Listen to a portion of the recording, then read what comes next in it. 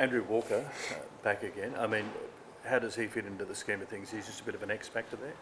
Yeah, well, I mean, they tell me that Walks was our best player last year, so I don't think it was a difficult decision to invite him back.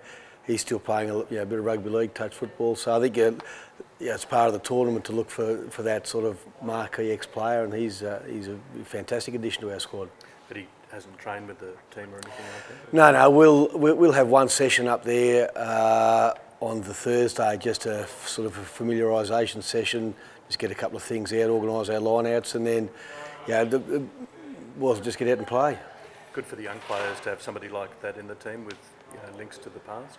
Oh look, yeah, to have a guy who's done a lot in the game, he's a great example. So the guys really enjoyed playing with him last year, and it'll be no different this year. And for new players like Sir James Veridiam and Chance Penny and those, it'll be a great opportunity. What are you hoping to take out of the Tens as a squad? Look again, we haven't spent too much time on it. Like, we'll put the jumper on and turn up and give our absolute best. But it's an opportunity for guys, to get some minutes under their belt. There's good parts of the game, like you've got to defend in a bit more space. So we'll test our scramble D. We'll look what our fitness levels are like. Look at our catch pass skills, so those sorts of things, and look at our competitive instinct. So with a shortish preparation, just to see if guys can just turn up and give a good account of themselves. You had a chance to look at a bit of the tape from last weekend. Do you feel like you guys are where you want to be at this time of year? Or? Well, pleasingly, what we got out of last weekend is the things that we've been trying to work on in pre-season, that we saw good evidence of them on the weekend. So just our ability, and Dan spoken many times about playing flatter and faster and harder at the opposition. So I thought there's some really good signs in that aspect of our game, that we're getting transfer from training into the game, and that'll grow belief, and hopefully it'll snowball as the season goes on. A couple of your bigger names in terms of like Christian, Scotty Zio, Tabita, those guys aren't going to be playing in the Tens. Leaves one trial game, but are those the sorts of guys? I know Christian's been playing a lot because they've had the Wallabies. It's not going to matter that much. They should be right to go around. Oh, they'll be right to go. Like, they've trained very well, and I know, as Bev spoke before, that our volume and intensity has been very high. I know you can't beat match practice, but those guys will hopefully get a good hour against the Chiefs, and experienced players, good international players. They know how to turn up game one. Talking of Bev, it's a very interesting selection scenario you've got there with, two massive blokes, your co-captain and a Wallabies tourist.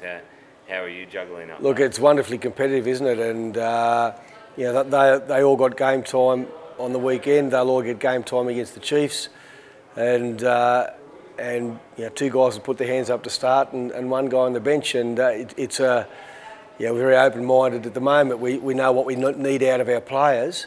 They know what we need out of them, so I get the chance to deliver. Just on that, from the weekend, who do you think kind of put their hand up for that back row spot? Do you think Blake might have even put his name up for 6 if, as you said, there's so much competition in the second row? I don't think we're really looking at Bev as a 6. No, look, I think we've got some really good explosive power in your Valentinis, in your Fakasalias, in your Nizaranis, some really good skill in a McCaffrey and that. So we're looking to play our locks in the lock position, and so that they know what they're competing for. In terms of last weekend, I really thought that Richie Arnold, for his first game out for us, was exceptional. I think 10 dominant tackles out of 10 is a good goal standard to set first up. So no one else could seem to pick them apart, but you guys could seem to see who was who out there? Oh yeah, not a problem. Yeah. And for you as well, for your coaching, you guys seem to have a set piece pretty down well. A few tries or a few rolling mauls, pretty happy. Yeah, well, I think they've got a good culture and a good base in it over the last few years. So we've done a little bit of work, but it's inherent in them now. They know how to maul. They know how valuable it is to the team. So it was pleasing to see that our formation was good, that we were muscular, we were efficient, and got some results. But that's the result of probably 3 or 4 years' work. You say that the Tens is a pretty good gauge of where the guys are at personally. How do you feel about the timing of the Tens competition, though? Does it interrupt your pre-season a little bit? Look, I think it's nice to have it. It's a different sort of opportunity. Some say, you could play it mid-year. I don't. You can argue from whatever your perspective is. Look, I don't mind having an opportunity now where guys in a slightly different atmosphere, a different structured sort of game, get tested in a different way, where there's more space to defend, more space to attack. So you can really get a look at what that part of your game is like, and you're not going to get the set piece stuff, but again, we got that last week, we'll get that against the Chiefs.